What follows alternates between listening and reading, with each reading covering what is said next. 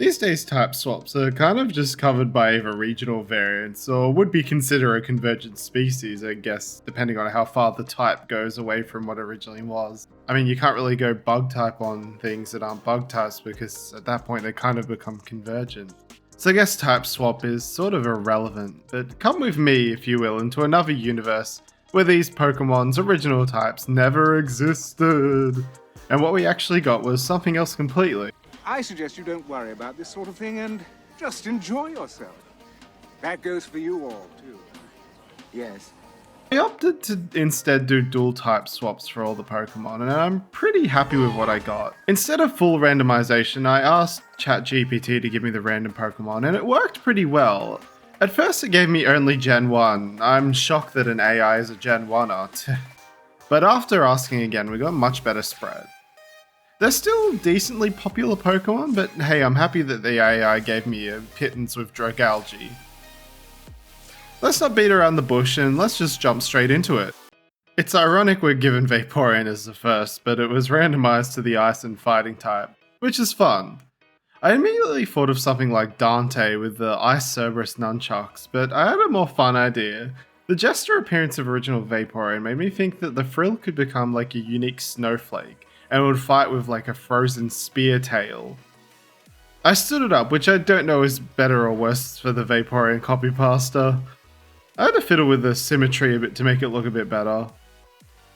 I was a little cheeky with the colours, pretty much inverting them to what Vaporeon normally have. I can see this version of Vaporeon being super nimble and quick, doing somersaults and flips around the opponent while using its tail like a meteor hammer. Vaporeon, the Ice Spear Pokemon, an Ice and Fighting type.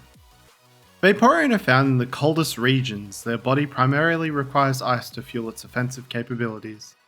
Each Vaporeon has a unique arrangement on their necks. Molecularly, it's similar to ice, and each one is a display for the Vaporeon used to attract mates.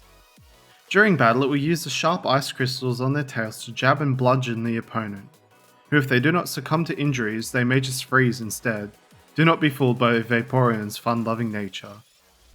Vaporeon's abilities are Slush Rush and No Guard.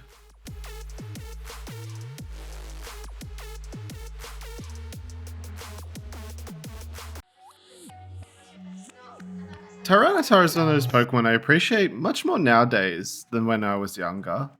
I think it was because I didn't like the look of big stocky Pokemon. When it comes to Tyranitar's type swap, I actually decided to combine a bit of Iron Fawns into the mix, seeing as they both share the electric type now. But how would I go about the psychic type with something else?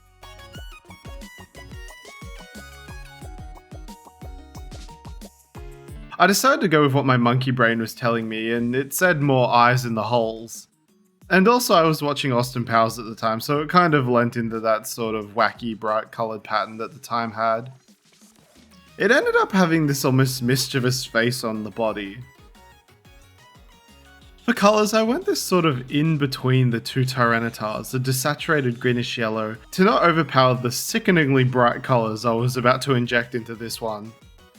Just imagine, if you will, all the various eyes and patterns constantly shifting around in hypnotic patterns, and then going up into the smoky cloud. I would animate it, but I don't have 800 years. Love you animators, thanks for doing God's work. Tyranitar, the Neuroshift Pokemon, an electric and psychic type. Tyranitar creates a strange shifting electrochemical reaction in its body, which creates strange hypnotic patterns within that look like watching eyes. The spikes on the back of Tyranitar release this energy. If the energy surrounds you, then various effects such as hallucinations, confusions, and even being knocked out can occur. This is useful for Tyranitar, seeing as it is incredibly slow. If low on energy or sleeping, the patterns on Tyranitar move much slower. Pokemon will sometimes find themselves transfixed by the slower patterns, becoming quite the scene to passers-by.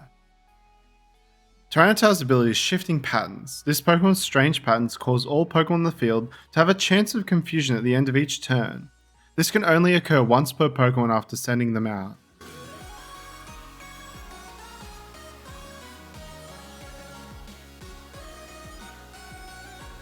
I feel that starters are usually the first to get type swaps, so when I saw it gave me Grass and Water for Infernape, I was a little taken aback. We have both grass and water monkeys already, but I didn't want to stray so far from Infernape's Journey to the West inspiration, but instead lean a little more into the cloud riding aspect of it. But instead it's riding on water. I went with a shorter squat pose with an Infernape that's a bit cheekier than its normal counterpart. And instead of blazing fur on its head, it just has normal fur. This Infernape would smell much less like burnt monkey poop and fur. Just waterlogged monkey smell instead. I cannot tell you how many times I had to retry the legs. It never quite stuck until the end and gave it a little flower just to show it's a chill surfy mon. For colours I didn't do anything too wild, choosing to stick to blues and greens for obvious typing reasons, and adding in a little bit of black for some contrast. While not my favourite of the bunch, bananas, monkey, I still like it. Infernape, the surfer Pokemon, a grass and water type. You'll never meet a more chill Pokemon than Infernape, who would rather spend their time lazing about in fields of grass or a lazy rolling waterfall. The only time it is more active is when it is surfing. Infernape is able to create boards of water on which it can surf upon, and even allowing it to reach incredible speeds. Infernape normally uses as an escape ability if threatened. Pokemon in Infernape's forest will flock to it as it provides a comfortable safe haven for Pokemon to care for their young. Infernape's abilities are Swift Swim and Seed Sower.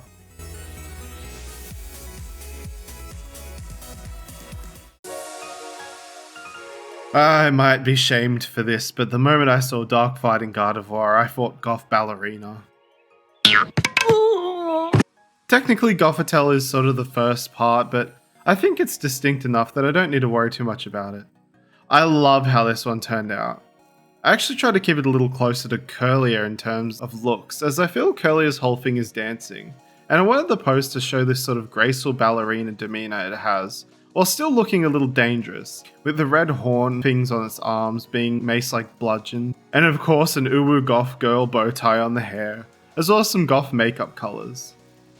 I kept to white, black and red, the perfect goth colours, and even opted to have some asymmetry, because I feel like that's something goths had a lot? Maybe not fully goth. It's kind of got that more like cutesy goth look to it, but it still would absolutely pirouette you into the stratosphere with a kick like a turbine, but I'm sure some of you want that. Gardevoir, the dance Pokemon, a dark and fighting type. Moving swiftly and gracefully as Gardevoir, it shows every emotion it has through dance, rather than through its face. It also battles in such a fashion, making it hard for the opponent to read its next move. The blades on their hands and feet are used to pummel opponents, foolish enough to let Gardevoir get close to deliver a devastating pirouette. If it is mad at their trainer, it may even deliver such an attack to them. If something disrupts their maneuvers, it will put on a fake display of being incredibly hurt and demure, till the offender gets close enough to unleash a surprise attack. Gardevoir's abilities are Dancer and Moody.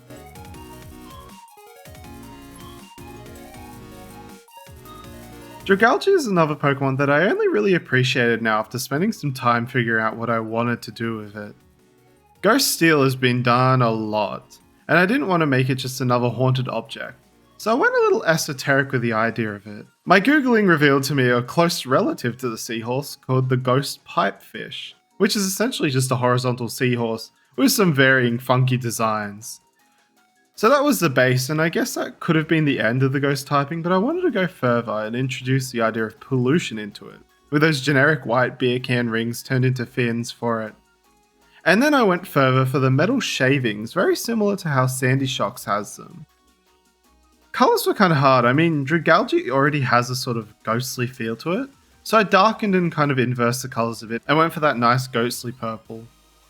I also added this for some reason. I thought the glowing part would be cool, but it just looks really wrong, and I'm glad I changed that.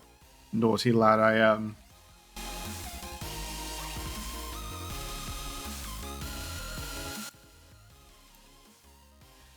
Dragalge, the sea trash Pokemon. Dragalge are known for having a magnetic field surrounding them closely.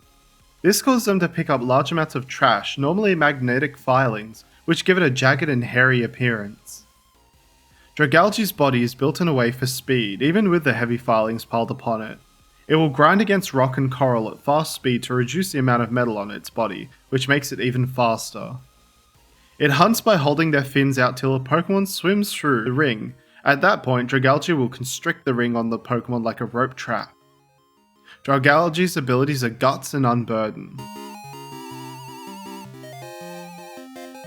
So finally this one is kind of the funniest. When type swapping, going bug type always feels like a recipe for a convergent species instead, and this is no different really. Bug Electric is a fun combo, so imagine if you will a Jacob's Ladder-esque looking beetle slapped onto Alakazam. It's sillier than we ever thought imaginable. I started with the head turning the top horns of Alakazam into the Jacob's Ladder part, very reminiscent of Vikavolt, and gave it an extra pair of eyes, and going for a very segmented look like how I did with Elo. I also went ahead and turned the mustache into sort of tendril-like antenna. A more beetlier body, but where do the spoons go? What kind of cutlery does he have instead, you ask? Spoon hands. He has spoon hands for digging the earth, like a beetle. And he needed more arms, so that's how this works, yep. I chose the classic bug type logo green and brown to the body, which I think sells that it's a bug among every other part of it screaming bug as well. I didn't quite like how the mouth looks, so I opted for a longer face-long mouth, and now it looks even more horrifying, yay! Also, I think this would make a great convergent called like Alakazam or something. Alakazam, the Electro Beetle Pokemon, an electric and bug type. Alakazam has an incredibly powerful electric charge that goes between its two top antennae. This bioenergy is actually siphoned from its prey. When it hunts, it sends the bioelectric pulses of prey and then will use their two malleable tendrils to grab the enemy and then drain them of their energy. If the Pokemon runs, it will unleash a paralytic blast of electricity. It can crawl on most surfaces adeptly, making it an incredibly scary predator. It has an incredible weakness though, in the fact that if it falls on its back, it has a hard time getting back up. Alakazam has the ability Electromorphosis. It's funny how much I like all these. I really thought type swapping wouldn't be the most fun to do, but I was very, very wrong. Shame on me. So what did you think? Comment down below your thoughts and your favourite of the video. Next video is going to be something special, a partial secret, but not like that one, no. If you want a hint, a very, very popular game I'm excited for is coming out around then, and I'm going to create some Pokemon based on the monsters from it. So don't forget to like and subscribe so you don't miss it, and thanks for watching.